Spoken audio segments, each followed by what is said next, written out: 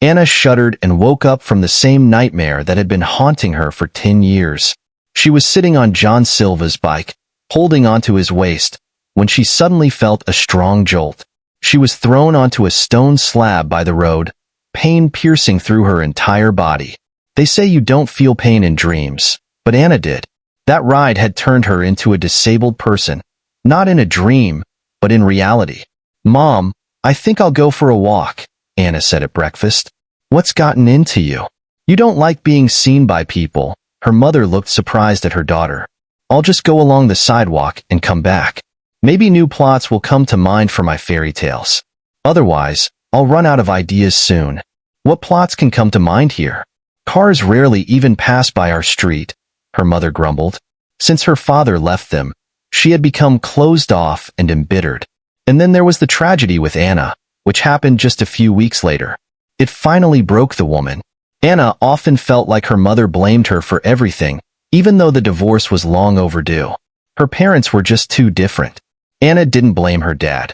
She understood that he had finally found his true love, even though he was almost 50 at the time. Anna was on her way home when she saw them. John was carrying a baby in his arms, and next to him was a woman playing on a swing. Tears welled up in Anna's eyes, and she turned away, not wanting to meet his gaze. If it were up to her, she would have gone to the ends of the earth just to never see John Silver again. He was living his life to the fullest, and to think he used to laugh at the quiet Anna who wandered the school corridors like a shadow. Now, this young woman couldn't be called plain. It was clear she took care of herself and was dressed stylishly and tastefully. Maybe she was just happy. They say when people feel happy, they look better, they blossom. Anna glanced back discreetly to watch the friendly family and didn't notice that the path had ended and it was time to turn towards home. She only snapped out of it when she crashed into the black Jeep parked opposite her house. "Oh great," Anna muttered, trying to reverse. A scratch appeared on the polished surface of the car. "Just what I needed." "Need a hand?" a young man asked, opening the door. Anna tore her gaze away from the scratch and looked up. "Anna Hill," she said, bewildered. "Do I know you?" "Come on. I'm Ethan Cruz. Don't you remember me?" "Ethan? I would never have recognized you. You've grown up so much. Where's that skinny boy who was always solving problems instead of living?" Anna was genuinely glad to see an old acquaintance, someone from her past life. "My daughter and I are going to live here now," Ethan said, jumping out of the car and pointing to the house next to where he had parked. "You're kidding, right? In front of my house?" "Yes, I used to walk around here in circles just to catch a glimpse of you," he said, looking Anna in the eyes. "You know, Ethan, I've often thought about you. I can't believe it. A nerd like me didn't interest you?" "No. I mean, after that terrible accident, what happened? I left right after graduation. I don't know anything about what happened here without me." "It's a long story, Ethan. I'll tell you sometime if you want," Anna said, steering her stroller towards her house. "We'll settle in with Lily and definitely invite you over," Ethan said, opening the trunk. "Ethan, I scratched your car, it seems," Anna said guiltily. "I'm ready to take the punishment." "Nonsense. I was planning to repaint the car anyway. See you later." "Until next time," Anna moved forward. She wondered what would have happened if she had reciprocated Ethan's feelings back then. Ethan couldn't take his eyes off her back then. But what about it? She had started dating the handsome John. That guy had turned her head. She thought it was love for life, but it was just a childish illusion. On that day, Anna hurried home after classes because her mom had asked for help around the house. Her mood was dismal. She had quarreled with her friend over some nonsense, although it wasn't nonsense, at least not to her. Clara really liked Ethan Cruz. The girl desperately wanted to date him, but he only had eyes for his assignments and for Anna Hill. "What do you want from me, Clara? Want me to drag him over to you by the hand, or maybe promise to kiss him so you'll start dating?" Anna had said. "You're arrogant," Clara yelled and stormed out of the classroom where they were arranging chairs on desks at the teacher's request. Yes, Anna had gone too far. She shouldn't have spoken like that. But it's hard to understand a girl who has just turned 16. Anna was always a bright girl, good at her studies, and into dancing. She even thought about making a career out of dancing. It was hard for her to understand someone who was pining over a botanist who only solved problems and sat on the windowsill staring thoughtfully out the window. Anna flitted out of the school building. Kids were running around the yard in groups. "Anna," she heard behind her. She turned around. It was Ethan Cruz. It was evident the guy was nervous. "Maybe we could go to the movies," he timidly suggested. "Ethan, tired of your assignments already?" Anna said mockingly. "Switching to girls now? It's just, I've wanted to tell you for a while. I really like you, Anna." "Ethan, here's my advice. Go to Clara, my classmate. She's been pining over you for a long time. Maybe something will work out for you guys." Anna looked him straight in the eye. Her gaze was cold. It was as if she was mocking him. "And you'll pine over John, huh?" Ethan suddenly asked quite boldly. "Well, go ahead while there's still room on his moped. You'll be his next girlfriend for a couple of months." The guy abruptly turned around and walked away. Anna felt slightly uncomfortable. Not only did she argue with Clara and feel slightly guilty, but now this nerd Ethan. Anna quickly headed home.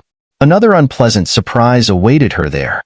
Her father told her mother that he was leaving her. For some reason, Anna couldn't be angry with her father. She understood that living with her mother was a challenge. She was always dissatisfied with something, blamed her husband and even her daughter for giving them her best years and getting only indifference in return. Anna's mother wanted to be a model. She even started working with a fairly well-known photographer, but then found out she was pregnant. She had to marry Anna's father and become a mother and housewife. The dream of being a model had to be forgotten. Perhaps that's why the woman was so embittered, could never forgive herself for not choosing her career. "Anna, forgive me, honey," her father said, loading things into the trunk. "I love you very much, and I'm ready to support you if you need it. You don't mind if we keep in touch, do you?" "No, Dad, of course not," Anna replied, hugging her father. "I understand that you and Mom are different people. You shouldn't have gotten married at all and had a child." "Anna, my girl, don't say that. Every day I thank heaven that you're in my life." They hugged once more, and her dad got behind the wheel. Her mom was depressed, shutting herself in her room and refusing to come out. Anna didn't know what to do, how to calm her down, how to prove that life goes on. "Mom, open up," she asked, leaning against the door of her mother's bedroom. "I don't want to talk," she answered flatly. "I don't want to hear your accusations that I was a bad wife, so your father found a good one." "Mom, I would never say such a thing. You are who you are, and I love you just the way you are. You're my mom. You can still find your soulmate." "What are you talking about? Who needs me at 40? I don't even have a profession." "You talk like you're 80. Clara's aunt got married at 42. Happily, by the way." Her mother was silent. Anna heard only her occasional sobs. She decided to leave her mother alone and went to her room. Anna was pulled out of her gloomy thoughts by Emily's call. "Hey, Anna," Emily said cheerfully. "John Neo is having a party tonight. I was invited on the condition that I come with you. He seems to have a crush on you." Emily giggled merrily. "Emily, I don't feel like partying tonight," Anna said sadly. "What's wrong? You like to party." "I do, but it's just that my mom's upset, and I have to support her, you know? Girlfriend, sometimes it's better to leave your parents alone and go out and have fun. This party is going to be awesome. Come on, don't you want to know why they asked me to take you along? I, for one, really want to." "Okay, Emily, I'll think about it." "You have half an hour." Anna hung up. Strange, she thought. Does John really like me and decided to invite me to his party through Emily? What if this party is even organized for that? Anna's heart raced. Like many girls at school, she liked John Neo. He was good-looking, funny, liked to ride his moped, and throw parties. But at the same time, he was a shallow guy, not a nerd like Ethan Cruz, but he had a good GPA. John managed to do everything, party and still have enough time to study.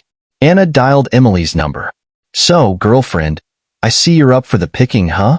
You ready to turn John's head?" "I'm ready to have a good time tonight," Anna said cheerfully. "We'll pick you up at 8, Emily said. Emily went out with Bruno, John's friend. "Shall we dance?" John took Anna's hand. Goosebumps ran down her body as the guy pulled her much closer to him than the dance required. Anna felt dizzy. She didn't realize whether it was from the cocktail or from the closeness with this handsome man. She didn't care. She didn't want to think. She just wanted to dance with John, pressing herself against him and breathing in the scent of his expensive perfume. That night, they never parted. "Anna, let's be together," John said suddenly. His face was very close, and a moment later, the two merged in a kiss. Words were not needed. Anna agreed to be his girlfriend. They started dating, and Anna's life changed drastically. John was always looking to see her, and Anna was just waiting to see him again. Her mother didn't forbid her to go out late at night. It was as if she didn't notice her daughter at all, always being depressed. It was a warm July evening. Anna fidgeted in front of the mirror, choosing what to wear. She and John were going to another party. He was supposed to pick her up any minute. She glanced in the mirror and was pleased. A light blouse with black butterflies on a yellow background and dark pants made Anna look especially fresh and attractive. "Kiss me?" John asked, sitting behind the wheel of his moped. Anna nuzzled the guy's neck. "No, a real kiss." He turned to face her and pressed his lips to hers. "Make way, John." Anna tried to interrupt his sweet kiss, but it was too late. A bump, a jolt, and she was thrown right onto the stone slab by the road. Wild pain shot through her entire body. Darkness enveloped her. Anna slowly emerged from the fog around her. It was difficult to breathe with tubes in her nose and throat. It was hard to open her eyes. The bright light was blinding. She struggled to move her hand. "Awake?" said the nurse standing nearby. "Can you feel your legs?" Anna didn't quite understand what she was talking about. She tried to move her legs but couldn't. It was as if she couldn't even comprehend where her legs were. "No," Anna replied softly. "How about this?" The nurse lifted the blanket and took a needle in her hand, leaning over the bed. "Do you feel the injection?" "No," Anna murmured with dry lips. "Oh, that's what Dr. Turner was afraid of." The girl in the white coat looked puzzled. When Anna's parents came to pick her up from the hospital, at first glance, they seemed like a real family. The doctor had said Anna's body was young and strong. It would all depend on her will to live. If the desire was strong, her body would have enough resources to recover. But if not, Anna's world collapsed. There could be no talk of dancing. She was a helpless invalid, her legs refusing to obey. And John, he hadn't written or called her once. What if something terrible happened to him and they just didn't tell her, fearing to traumatize her even more? Still, Anna asked on the way home, "Mom, what about John? Is he okay?" "He got away with a few scratches. He was thrown onto a pile of hay." "Where is he? Did he ask about me?" Anna looked hopefully at her mother. "In our town, rumors spread like wildfire," her mother said sadly. "He left for the capital. The new school year is starting soon." Anna's heart sank. John lived his life filled with new experiences, hopes, and events. But what awaited her? A wheelchair? Being confined at home? Her mother who caused me so much pain, and it's been tough. But when I saw you, it felt different. Like something was changing inside me. Anna felt a warmth she hadn't experienced in a long time. She looked at Ethan and smiled, a genuine smile. "Thank you, Ethan. It means a lot to hear that." Ethan nodded, his eyes full of understanding. Sometimes, life puts us through the ringer, but it's the people around us who help us see that there's still hope, still a reason to smile. Anna nodded, feeling a glimmer of hope in her heart. "I never thought I'd find someone who understands." "You're not alone, Anna. You have people who care about you. And I'm one of them," Ethan said, his voice gentle but firm. They continued their walk, talking about the past, the present, and their hopes for the future. For the first time in years, Anna felt like she was truly living again, not just existing in a shadow of her former life. As they strolled through the park, Lily's laughter echoed around them, a sweet melody that filled Anna with a sense of peace.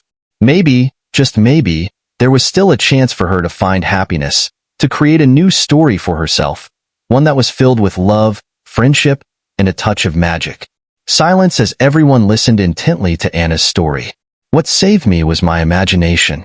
I found solace in creating stories, fairy tales, and now, dolls and sculptures. It gave me a new purpose, a way to express myself and find joy in a world that seemed so dark at first." Anna glanced at Lily, who was beaming with pride. And recently, I've discovered something even more wonderful, sharing my creations with others, especially with children like Lily. The crowd erupted into applause, and Anna felt a warmth she hadn't felt in years. The evening continued with more presentations, but Anna couldn't shake the feeling that something had shifted within her. She felt a renewed sense of purpose, a connection with the community, and a bond with Lily that gave her strength. After the event, many people came up to Anna, complimenting her stories and expressing their admiration. Ethan and Lily stayed close by, and Anna felt surrounded by support and friendship. As they made their way home, Lily chattered excitedly about the evening. "You were amazing, Anna. Everyone loved your stories and your dolls." "Thank you, Lily. It was a special night," Anna replied, her heart full. Ethan walked beside her, a look of pride and contentment on his face. "You see, Anna, you have a gift. You've touched many hearts tonight, including mine." Anna smiled, feeling a sense of accomplishment. She realized that despite the hardships, she had found a new path, one that allowed her to connect with others and share her creativity. It wasn't the life she had imagined, but it was a life worth living.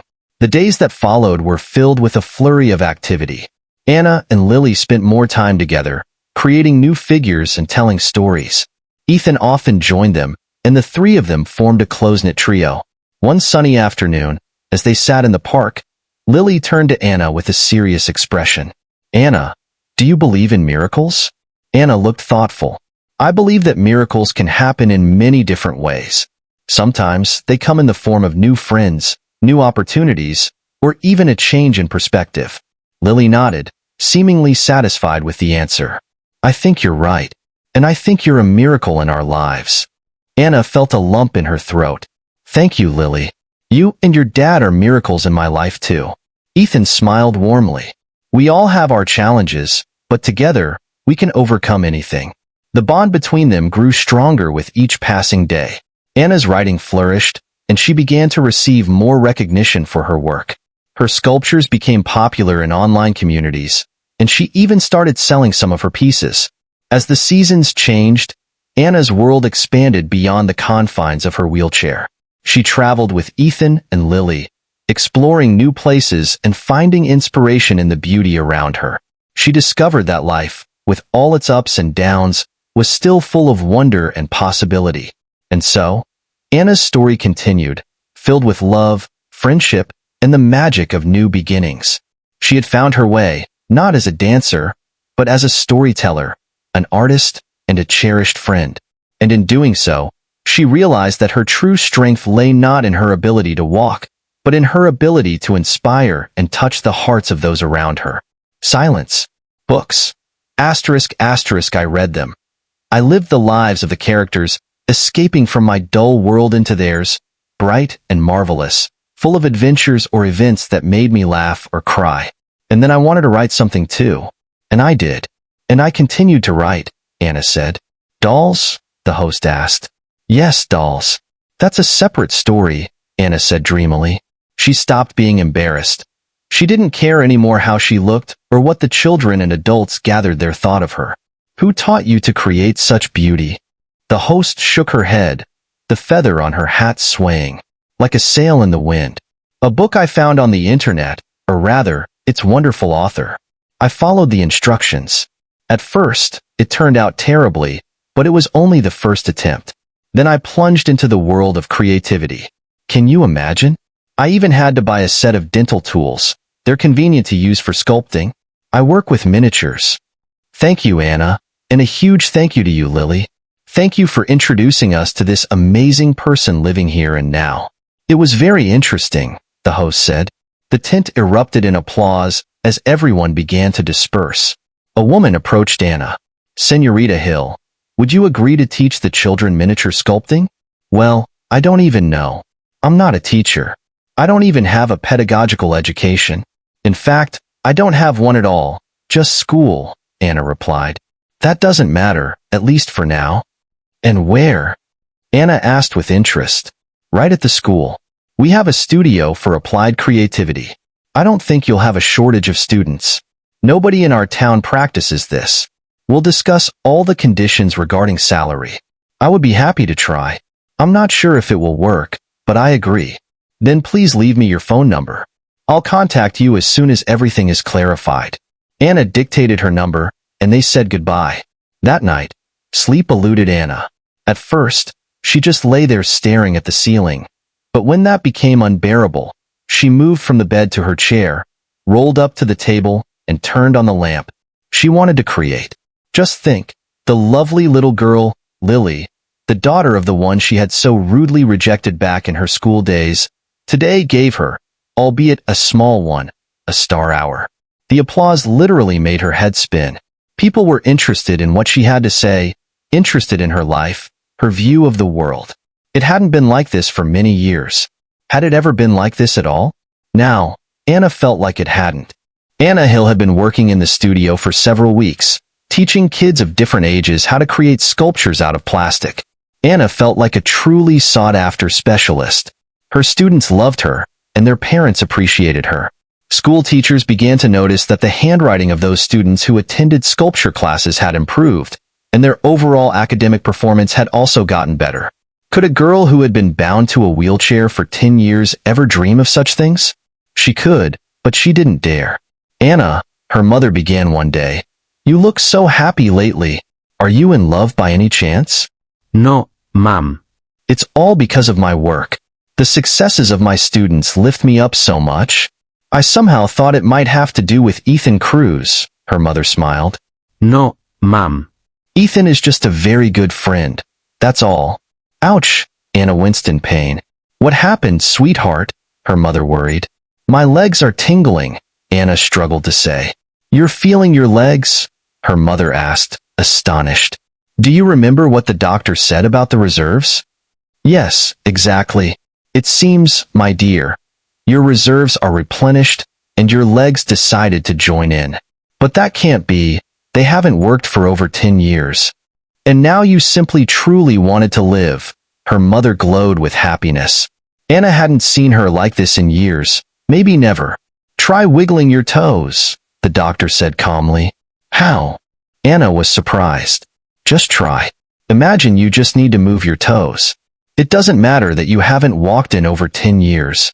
Anna focused and tried her best to comply with the doctor's request. The attempt failed. Instead, a strong pain pierced through her legs from thigh to toe. Ah, Anna cried out. It hurts so much, unbearably much. What does this mean? It means that the muscles are gradually starting to work, as well as the blood vessels, veins, nerves. In short, the whole system is kicking in. Now, regular massages are needed, even self-massage, and it would also be very good to swim in the sea. Seawater is a powerful remedy. I understand. I will try to follow all your recommendations. Anna left the office. In the corridor, her mother, Lily, and Ethan were waiting for her. Ethan volunteered to drive them home. What did the doctor say? Ethan asked. He said I need to swim in the sea, Anna smiled. Really? Her mother asked. Yes, it's true. My lower limbs are starting to work. I'm such a fool. Ethan slapped his forehead. Why didn't we do this sooner? So let's do it right now. Lily hugged Anna. Wait, I'm not ready, Anna protested. I don't even have a swimsuit. I don't think what I wore over 10 years ago will fit me anymore. I have a swimsuit, Lily exclaimed. It's really cool, very sporty. Darling, yours definitely won't fit me, Anna laughed. It's not mine. It's my mom's. She was just like you. Let's go to our house now, and you can try it on. A warm feeling spread throughout Anna's body. How great it was when there were people around who cared about you, and whom you were ready to love, just because they were there for you. Another wave of pain ran through her legs, but it wasn't as sharp this time. More like the feeling you get when you've been sitting in one position for too long and pins and needles start to creep in. Let's start with ice cream, Anna suggested. Everyone agreed. We'll just celebrate the autumn holidays, Lily exclaimed joyfully and ran towards the clinic's exit. Everyone hurried after her. You never know. All the ice cream might be sold out, Lily joked. Dear viewers, if you enjoyed the story, please support the video by liking it and leaving a comment. Thank you very much.